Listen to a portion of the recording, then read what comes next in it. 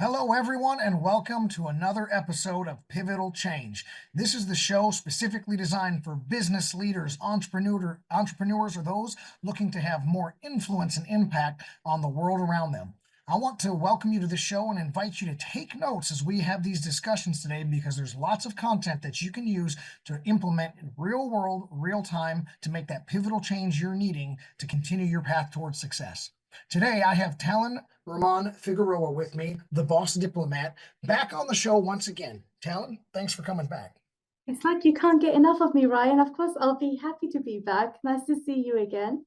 Well, that is true. With somebody that is as well put together and articulate and intelligent as you, I don't think anybody can get enough. So I'm looking forward to this discussion today because we're going to jump in on some things and talk about some strategies. We're going to talk about way to shift our mind and grow and all of the things that you really help people with, mostly through branding. But I want to start kind of on a little bit of a challenging topic. And I know that when you get in here and you're communicating with your clients, you're working, you're growing, at some point, there's going to be an objection. What are some common objections that you get from your clients when they either fully don't understand or agree with the way that their branding is going or should be? I know there's always some enlightenment that needs to happen. How do you handle objections when it comes to establishing a brand? Yeah, so I think one of the most common objections you can get, Ryan, well, there's three common objections. The first one is mindset. If your mindset is not ready for growth, it's very hard for you to get out of that box and then break it open because you don't see yourself in that same position that I may see you in that position. The second one, of course, is money. So there'll be a lot of financial objections. I don't have the money. I can't afford it. This is too much, all of that. But if it's important enough, of course, you're willing to invest in it and take that risk because you know this. Business is risky by nature. So why not bet on yourself and put that money there instead of spending or wasting that money somewhere else that's really not going to benefit you? And then the third most common objective is, I'm not ready. It's the timing issue, right? I'm not ready. I have other things going on. I'm buying a house in 6 months' time, blah, blah, blah. But again, if your business is that important and if you don't fix it right now, what makes you think that money's going to be flowing into your business if you still have the same problem and you're just delaying fixing that problem at another time? You're not doing yourself any favor whatsoever. I really like that. And I kind of want to comment on these in a backwards order. The I'm not ready, as far as it goes as establishing a brand, because you've mentioned to us very much that you are the brand. Your brand is being written, whether you're doing it consciously and on purpose or subconsciously without paying attention to it. And you don't want a brand that is developed under naive circumstances. You want to do it purposefully. So yeah, that I'm not ready. The clock is ticking. I think that's really important for people to hear. I appreciate you mentioning that. Money is going to be an issue for people all the time. We kind of have in our little business that says once you have established the value and people can see and recognize the value, money is almost a non-issue if value is there. And so when people truly believe in themselves, transition from that mindset, if this is what I'm hearing you say, they get the mindset that I need to establish my brand, then they're going to see the value in themselves, bet on themselves, like you said, and you're able to work through all three of those objections, it sounds like. Do you know what the scariest thing you can do is actually measure your time, your lifespan, how long you potentially can live for? So this is a challenge and an exercise for your audience, Ryan. 1 year equals one box. So imagine drawing 100 tiny little boxes in a grid. 1 year equals one box equals 1 year of your life. Fill that in and see how many empty boxes are left. Now, that is a really scary representation of your life on paper. And when you see that you've used up most of your life already, oh my God, that is a massive motivator for you to say, I don't have a lot of time. You have no guarantee how long you're going to live. But let's assume you live to 100. That's 100 boxes. If you're 39 years old like I am, that's half my life gone. It's really scary when you think about it like that. But that is one of the things that motivates me to make sure that when I make a decision, I don't make a decision 6 months from now. I make it tomorrow for today. I love it. Scary good because it's motivating. I did a similar exercises where I counted the Saturdays I had left before my teenage son goes off to college. Well, guess Yeah. what? We get a lot more impact out of every Saturday now. So I like that. So that's kind of a little bit of a metric, which is really leading me to my next question is, so we've got over these objections. We've got somebody to understand their mindset and their value. How do you establish then clear and measurable success metrics for how your brand is going? Is it growing? Is it have practical steps that can be implemented to say, hey, let's go this far in this capacity to make sure that we're getting a return on that investment in establishing our brand? Well, your personal brand definitely does have a compound interest. The more you put into it, the more you get out of it. It's kind of like saving money in a investment or something. You put that $5, and in 30 years from now, that $5 is no longer $5 anymore. It's like 3 times as much, or I don't know maths very well, but that's the basic analogy. And that's the same principle when it comes to building your personal brand. Your personal brand never depreciates, it always appreciates. And I have people asking me, well, I bet you only work with young people because they've got a long way to go.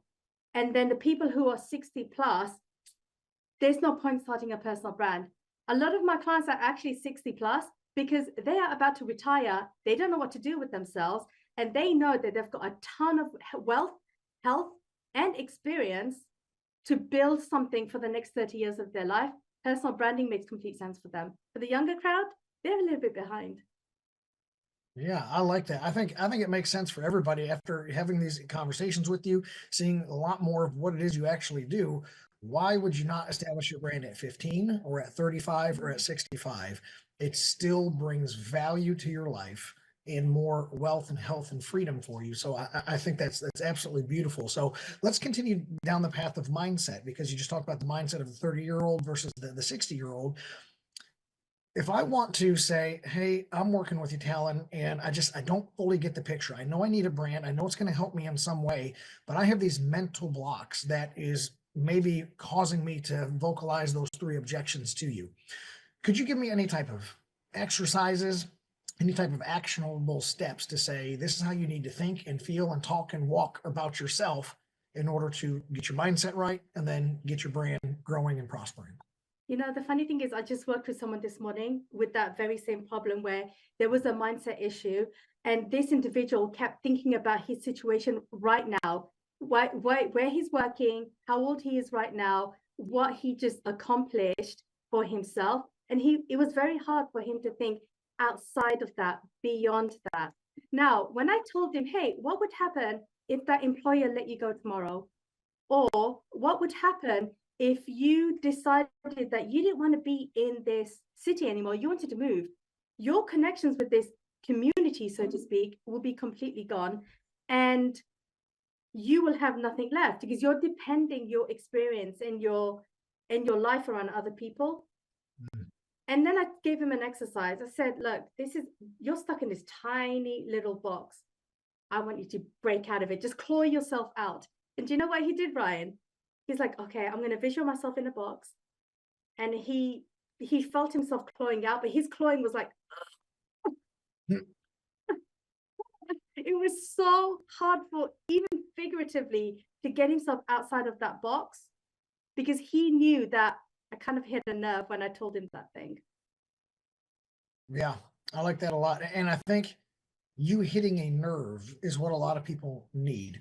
A lot of people, for some reason, can't find it in themselves to really make that final push to get that mindset over. So the fact that you were able to have somebody create a visual, rely on a metaphor of how they view themselves, and then react with that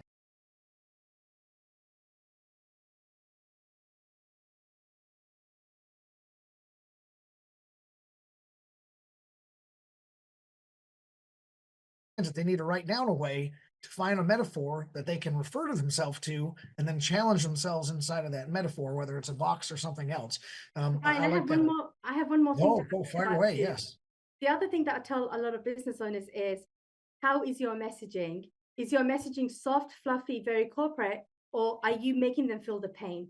And my analogy is, okay, imagine there's a scab right there, put your finger in it, just like, or put some salt on that wound. We want your audience to feel that pain so deeply. That's how they know that they need you to fix that problem. Salt in the wound. or Yeah. elbow in the wound, whatever works. That, that's something I love that you're not solving someone's inconvenience per se. I mean, there is a value to having a convenient life and a convenient product, but you want to solve somebody's pain point, not their mild inconvenience, right? Yeah. And so I really appreciate you saying, hey, they need to make sure that they are recognizing their pain. You might have to put your finger on it because the doctor says, hey, does that hurt? And you go, oh, yeah, it does. Well, now I can treat that injury. Yeah. Same thing. You have a pain point. I'm the person to treat your injury through my brand, my market, and my services. So that's really beautiful. So what I want to do is I want to transition here in just a moment. We're going to pause for a break here in just a second. But if you have somebody that is not staying true to their core brand, maybe it's because there are market trends or there are changes to their industry. What is one thing you would tell them to say, yes, it's time to be flexible, or no, it's time to double down on who exactly you are and what you offer? Oh, this is a good question, because I used to do the same thing with the politicians and diplomats that I used to work Right. with. Because again, they've got everything. They've got the status, the money, the prestige, the title, and then they forget, why am I doing here? There's a lot of distractions that's going to get in the way, that will filter you, color you, will give you a different perspective. And my job is to say, I'm going to pull you back. Remember why you started. Tell me that story again. And it kind of brings and triggers a lot of memories for them. And then they realize, right, this is the reason why I started. And they forget that. So it's just a matter of taking a step back, me getting my elbow in and hitting them a little bit, making them feel the pain. And that reminds them, I forgot I had a purpose. I need to refocus back onto that purpose. I love that. So remind them, say, hey, tell me your story again. Tell me the why. Tell it back to yourself all over again and bring you back to your center. And that will provide you the answer of yes, this is a good pivot, or no, this is a time that we need to stand firm. I love it. We're going to take a quick break right here. We're going to come back with more of this wonderful conversation. Everybody sit tight, review your notes, and we'll be right back after these commercials on some more pivotal change.